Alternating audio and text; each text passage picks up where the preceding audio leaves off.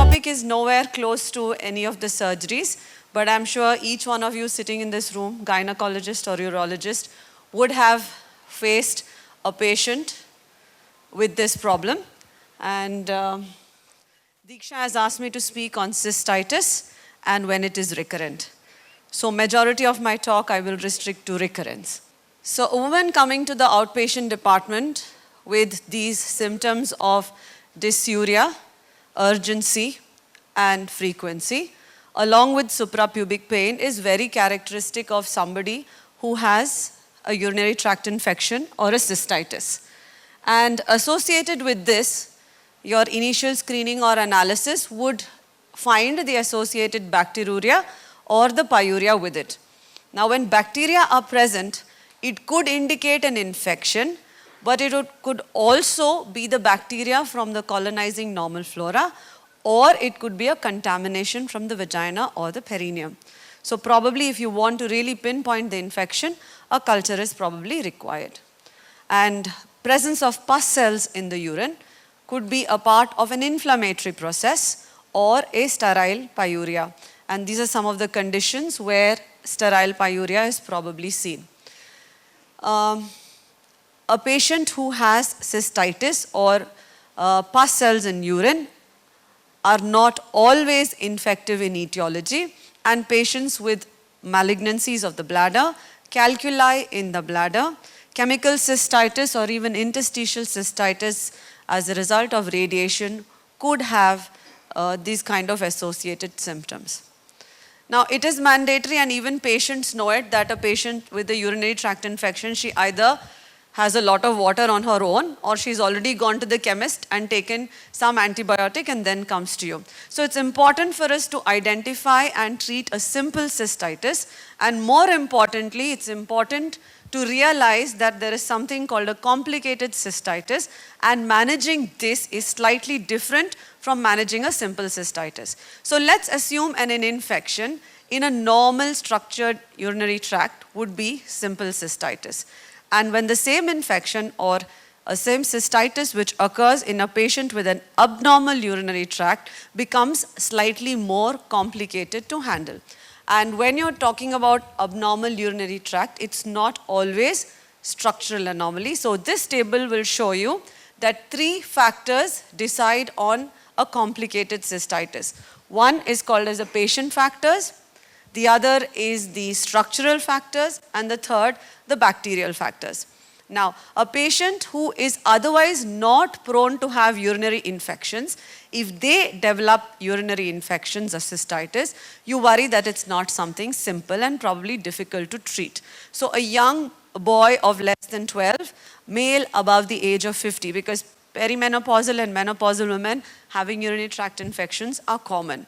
And pregnancy with urinary infections or cystitis is more complicated to deal with and has to be dealt with separately. Structural and functional factors that decide on complicated cystitis are patients with an indwelling catheter or patients with chronic retention of urine, including the cystocele. Patients with bladder outflow obstructions or polycystic kidneys, and also upper tract calculi or bladder stones come under this category as a complication cystitis. Bacterial factors, whenever the infection is nosocomial or because of a multi-drug resistant infections, are complicated cystitis. So among the nosocomial patients, most often 80% of them are because of urethral catheterizations, and about 5 to 10% are a result of genitourinary manipulations. So I'll just quickly move through the pathological agents that are responsible for cystitis.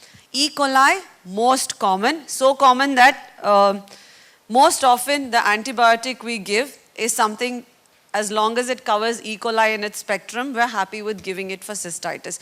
Almost goes unsaid that a patient, the younger or perimenopausal, E. coli is the culprit in 95% of the cases. The rest of the bacteria, including Saprophyticus, Proteus, Klebsiella, and sometimes even the Candida can be responsible for cystitis. Now, complicated UTIs, the organisms that produce it, I told you, are also different. These are usually multi-drug resistant gram-negative pathogens, and they come from the extended spectrum beta-lactamase producers or carbaminase producers. The prevalence of multi-drug resistant pathogens are more site-specific in the sense that the hospital or the locale knows the kind of nosocomial infections they deal with more often, so there is no list I put up here.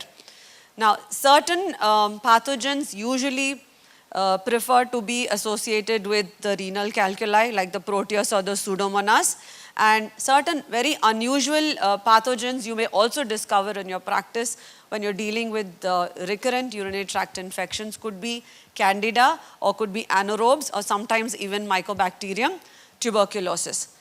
Something else to remember would be that a quarter of the patients with cystitis would be probably polymicrobial, in the sense that there would be more than one organism that is responsible for this cystitis. Now, an acute cystitis is something that is seen very much more common than the recurrent cystitis, but for us to decide that this lady has a recurrent episode of cystitis, it has to be at least 3 episodes in a year's time. So a lady coming back to the OPD again and again in a year's time about thrice is considered as a recurrent cystitis, or she should have at least 2 episodes in the 6 months period of the first infection. Okay. Now, most often recurrent cystitis is seen also among the young and healthy women, and 27% develop this infection within 6 months. Okay. And only a smaller percentage have 2 recurrences within 6 months period. So, are symptoms enough to diagnose, or do we need something more? So, there has been a study which showed that just from symptoms, you will be able to diagnose 92% positive predictive value for diagnosing cystitis. You probably will require further urological investigations only in those patients where you do not respond to the standard appropriate antimicrobial therapy, or when patients are getting worse despite being on therapy. So these are two types of women who will probably require further evaluation with the urological evaluation, which includes, other than microscopy and culture, which we do, a urinary tract ultrasound, probably to rule out any upper urinary tract calculi or any mass effect causing a hydroureteronephrosis, or even renal problems, polycystic kidneys, etc. And a CT and MRI is probably important, and probably sometimes cystoscopy. So it is not really required to treat every patient unless they do not respond to treatment. There are certain profile of women who are at a higher risk of developing a recurrent infection. And this profile of women differs depending upon the age group. So a younger age group woman has a different set of risk factors that separate her or increase the risk of her having recurrent cystitis. A perimenopausal woman has a different set of risk factors that predispose her to infection. So in a younger age group woman, sexual intercourse, contraceptives using spermicide, including a diaphragm, history of childhood urinary tract infections when the first infection was before the age of 15, and also a mother having suffered from recurrent urinary tract infections, use of an antibiotic, prolonged use rather, in the patient, delayed voiding or voiding disorders could lead to a recurrence, and sometimes douching habits have also been pointed out as one of the risk factors. BMI, a higher BMI and obesity is associated with recurrent cystitis. Smoking, although has a very high prevalence with those patients with bladder cancer, their association with recurrent cystitis has not been proven. Now, coming on to a little bit of sexual behavior and patterns that lead to recurrence. There is a study that has suggested that the frequency of sexual intercourse is the strongest risk factor for recurrence in a multivariate analysis, and incidence of more than four times intercourse over the 1 month could be an indicator or a high risk for developing recurrent cystitis. Spermicide use in the last year, change of partner in the last year, and pre and post coital voiding is supposed to be related to the sexual behavior that could predispose to recurrent cystitis. Now, there is a cause and effect relationship of recurrent post-coital cystitis. That is, women who develop the symptoms of cystitis just after intercourse. You would sometimes see in the outpatient department patients coming and telling you that the intercourse has precipitated a urinary tract infection or symptoms of cystitis, and this happens quite often. So this is something called as a post-coital cystitis, and it is usually associated with dyspareunia or vulvodynia resulting after intercourse. In the postmenopausal women, the risk factors are different. These are usually women who have bladder emptying issues, either mechanical or physiological. So a urinary incontinence, cystocele or a large post-void volume, atrophy of the vagina or estrogen depletion, history of urinary tract infections before menopause, and very rarely diverticular disease of the urethra could be the risk factors that could cause recurrent cystitis in women who are postmenopausal. So how do we treat acute cystitis and how does it differ from treating a recurrent cystitis? Acute cystitis is a simple short course of antibiotics, and the eradication rates are almost 90%.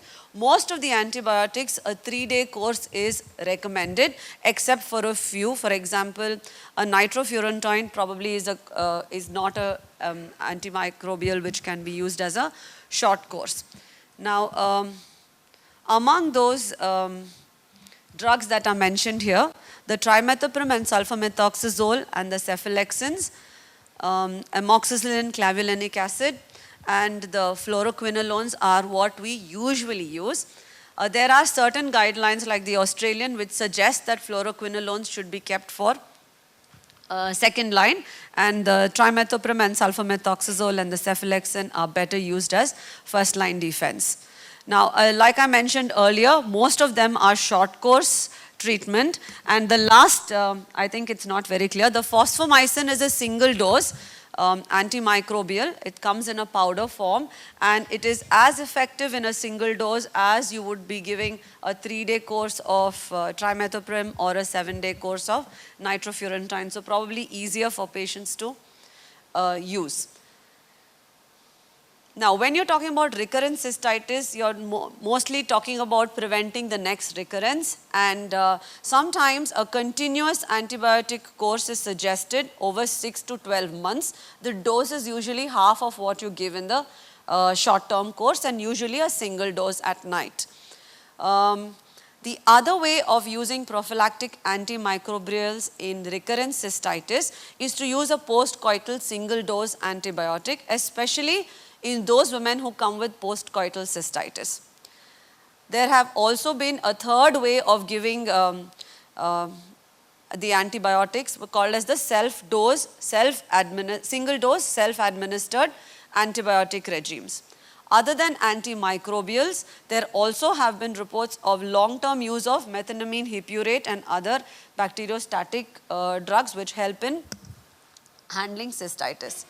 So, the prophylactic continuous or intermittent antimicrobial therapy will have to be suggested to women with recurrent cystitis. The first line intervention for the prevention of recurrent cystitis is the prophylaxis, and it prevents in 95% of the cases a next recurrence. So this is what I was telling you about, the 3 ways in which you can use prophylactic antibiotics.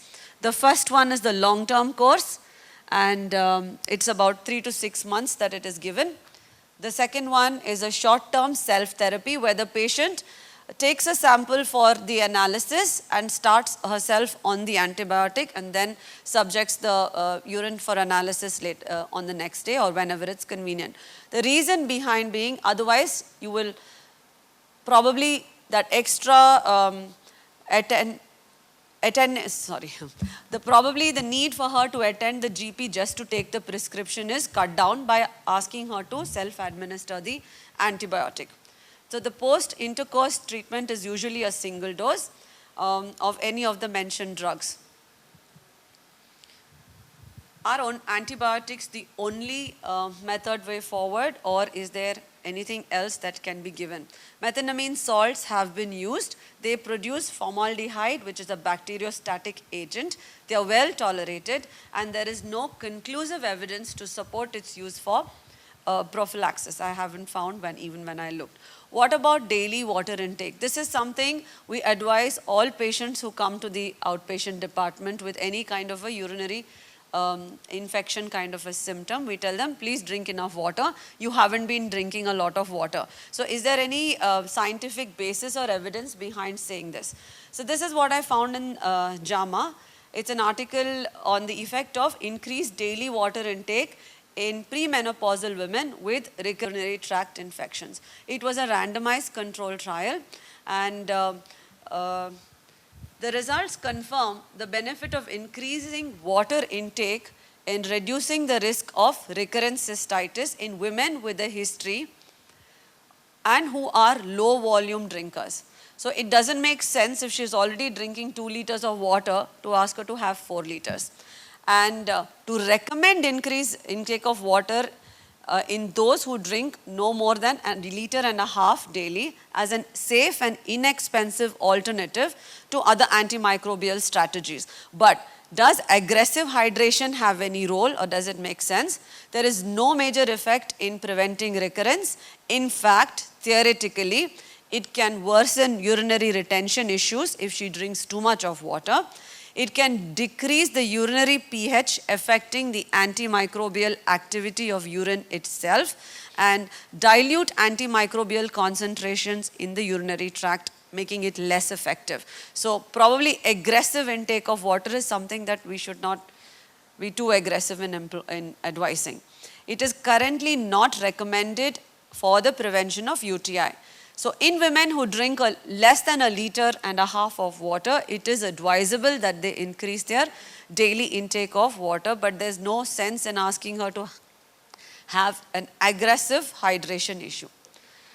So other than this, estrogen replacements have been used, especially in perimenopausal women, where you worry that the atrophic vagina is responsible for the pathogens sticking onto the uroepithelium and causing the infection. Topical estrogen creams haven't found to be of any extra benefit than the others.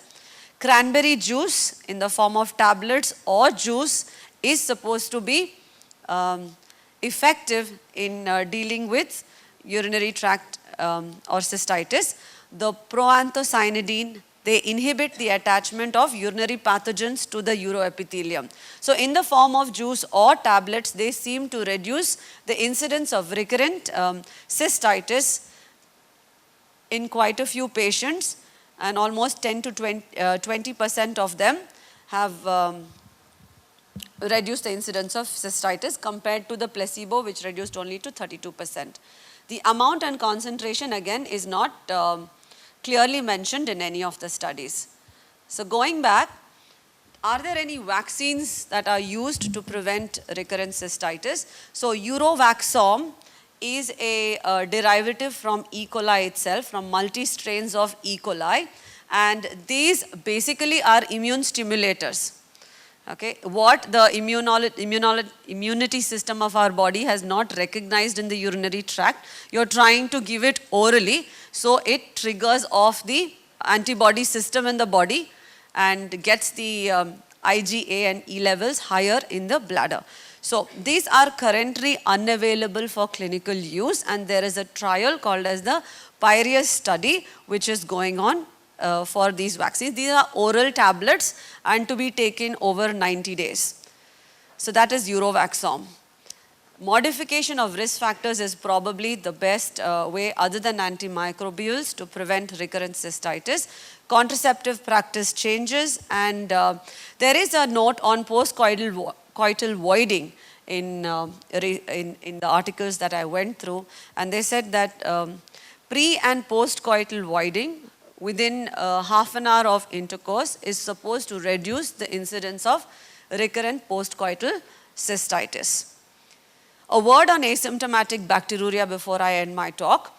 The current Infectious Disease Society of American guidelines for the diagnosis and treatment of asymptomatic bacteriuria in adults has recommended that you need to treat all pregnant women with asymptomatic bacteriuria, and you need to treat women undergoing a urological procedure in which there could be a mucosal bleed, or you need to treat women in whom the catheter acquired bacteriuria persists 48 hours after you remove the catheter. So 2 days after you remove the catheter, you send the urine for testing. If you find asymptomatic bacteriuria there, you need to treat them. So there are only these 3 conditions where asymptomatic bacteriuria treatment is recommended.